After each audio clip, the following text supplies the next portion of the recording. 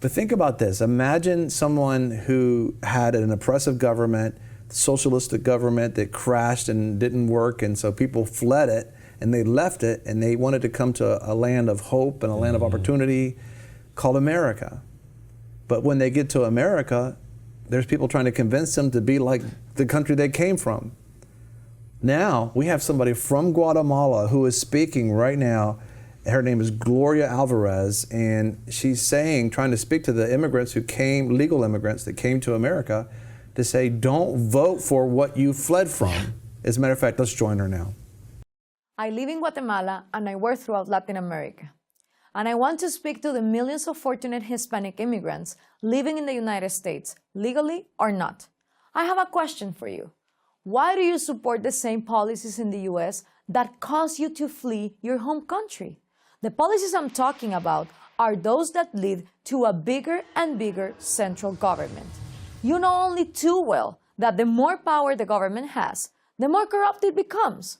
My home country, like most other nations in Central and South America, is very poor. 54% of the population lives in poverty, and 13% live in extreme poverty. Half of all children under 5 are chronically malnourished. Crippling government corruption is the norm. Opening a new business can take months, even years, because of a multitude of regulations that are designed to line the pockets of bureaucrats. So the cost is much too high for the average citizen. Quite simply, unless you're politically connected in Guatemala, you probably want to leave. And in the last 20 years, many Guatemalans have left. Or to put it more honestly, they fled. The fortunate ones reached the United States, the freest and wealthiest nation in human history. There are at least 1 million Guatemalans living in the U.S. Nearly every Mexican and Central and South American immigrant in the United States, whether they immigrated legally or illegally, moved or fled to the U.S. for the same reasons: economic opportunity and the freedom to shape their own lives. In short, you came to the United States to participate in what Americans call the American dream. But have you ever asked yourself, why is the United States so free, so much less corrupt, and so much more affluent than any Latin American country? The answer lies first and foremost in the unique American belief in limited government. Why? Because the smaller the government, the less the corruption, and the smaller the government, the more individual freedom and personal responsibility. And given those things, along with hard work and talent, you can accomplish your life's goals.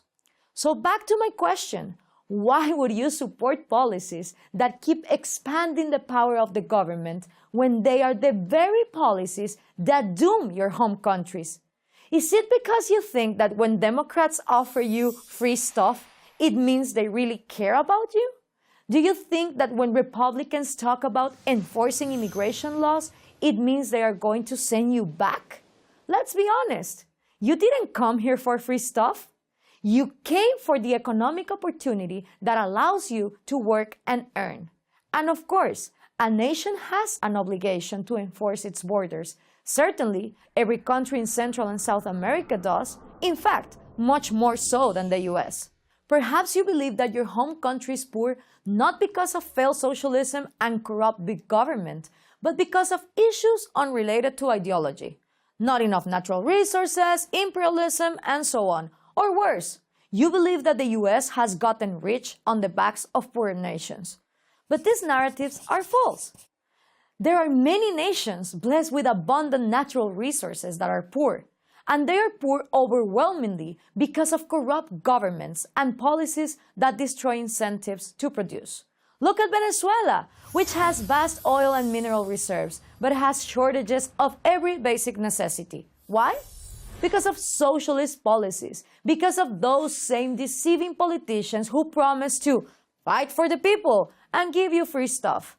And you're going to fall for these lies again in your adopted country? Do you think by electing politicians who will fight for the people, fight for social justice, and raise taxes on the 1% who are exploiting the wealth of the 99% that you will get ahead? In other words, Will you support the same policies and vote for the same types of politicians here who made such a mess back home? The United States became wealthy because its government stayed out of the way of its citizens. The more power you give to the government, the less power you have to control your own life. Prosperity and opportunity diminish as government grows. So why did you, like so many of my fellow Guatemalans, come to the U.S.? Because your society was broken. You chose to make a new life in the United States. You could have gone to another Latin American country with a similar culture and the same language as your home country, but you didn't, because the United States is different. Please, help keep it that way. I'm Gloria Alvarez, author of The Populist Deception for Prager University.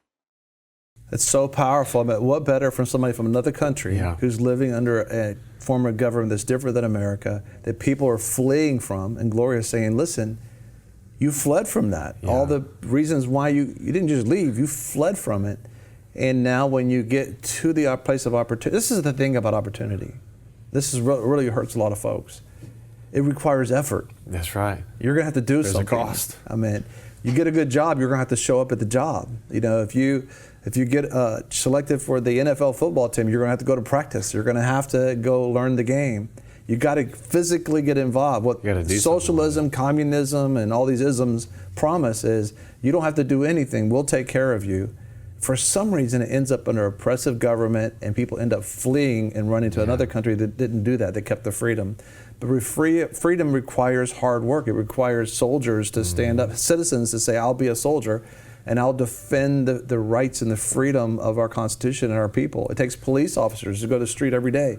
It takes people willing to run for office and not sell us out by saying, oh, what's this Constitution come from? It's like, we are a republic, a representative government that we select people to represent us, but it's a government by the people and for the people. And we have a lot of programs on the original tent of America, and I encourage you to go to VFNtv.com and watch them and listen to them, because we really have to re-educate ourselves. Nothing comes free. I mean, you have to participate, but it's a great thing. It's called freedom. And God has given us this. It's one nation under God. What Israel lost in the wilderness, when they demanded a king, not in the wilderness, but they demanded a king, they said, we don't want to just listen to the Lord through a prophet. And he says, okay, they wanted a king because everybody else had a king. They wanted a government like everybody else. And so God gave them the king. But he said, but they were rejecting him. So they were one nation under God without a king. But God put a king, King David, in eventually the second one. But America's like that. We are a nation, one nation under God. We can survive because our rights come from God, not from government. But we have to humble ourselves before God and acknowledge that, and we can keep our country. I think, Gloria was dead on accurate. I'm your host, Greg Lancaster, and we're so glad that you've joined us. Don't forget you can join us 24 hours a day, 7 days a week. Download our app and sign up for our newsletter, The Torch, at VFNtv.com. I've enjoyed our time together. God bless.